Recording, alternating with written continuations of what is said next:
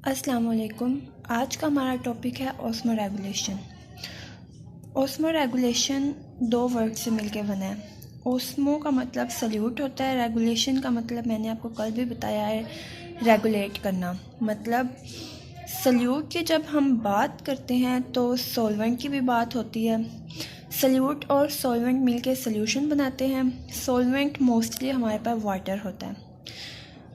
एक सेल में 70 to 89% water present होता है, इसीलिए हम वाटर को मीडियम ऑफ लाइफ भी कहते हैं।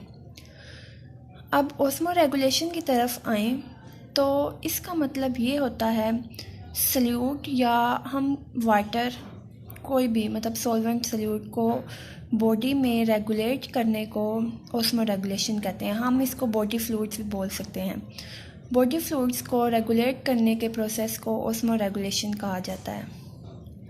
हम अगर हाइपोटोनिक सॉल्यूशन को देखें तो उसमें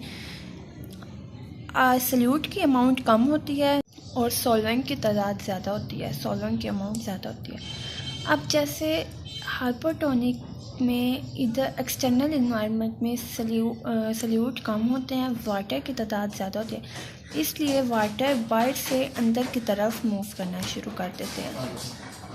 ये देखें, लेट्स सपोज यहाँ पर ज़्यादा है वाटर की तादाद, वो यहाँ से यहाँ पे मूव करना शुरू कर देंगे, जिसकी वजह से ये सेल टर्जिट का मतलब होता है सख्त बन जाएगा। अब चलें आइसोटोनिक की तरफ। आइसोटोनिक सॉल्यूशन वो सॉल्यूशन होता है जिसमें सल्यूट की अमाउंट और सॉल्वेंट की अमाउंट सेम होती है एक्सटर्नल और इंटरनल इन्वायरमेंट में। हाइपरटोनिक में जैसे कि एक्सटर्नल इन्वायरमेंट में सल्यूट्स की अमाउंट ज़्यादा होती है और सॉल्वेंट की अमाउंट कम होती है। चूँकि सेल के अंदर सॉल्वेंट ज़्यादा होता है और सल्यूट्स कम होते हैं, जिसकी वजह से पानी बाहर निकलना शुरू हो जाता है। क्योंकि जाहिर सी बात है हाई कंसंट्रेशन से लो कंसंट्रेशन की तरफ जब मूव करेगा तो ये प्रोसेस ऑस्मोसिस भी कहलाएगा। इसीलिए सेल श्रिंक कर जाता है और फ्लैसिड बन जाता है, अपनी शेप को चेंज कर लिया। ये प्लाज्मोलाइसिस भी यहाँ पे हो गया। प्लाज्मोलाइसिस का मतलब मेम्ब्रेन को तोड़ना होता है, अपनी मेम्ब्रेन।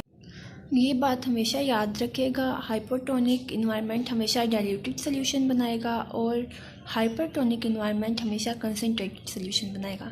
डाइल्यूटेड सॉल्यूशन ऐसा सॉल्यूशन होता है जिसमें सल्यूट की अमाउंट कम और सॉल्वेंट की अमाउंट ज़्यादा होती है, जबकि कंसंट्रेटेड सॉल्यूशन ऐसा सॉल्यूशन होता है जिसमें सल्यूट्स की अमाउंट ज़्यादा होती है और सॉल्वेंट्स की अमाउंट कम होती है। तो ये था आज का हमारा टॉपिक ऑस्मो रेगुलेशन। उम्मीद है आपको समझ आ गई होगी। इंशाल्लाह कल हम ऑस्मो रेगुलेशन इन प्लांट्स और एनिमल्स में करेंगे। अल्लाह हाफिज़।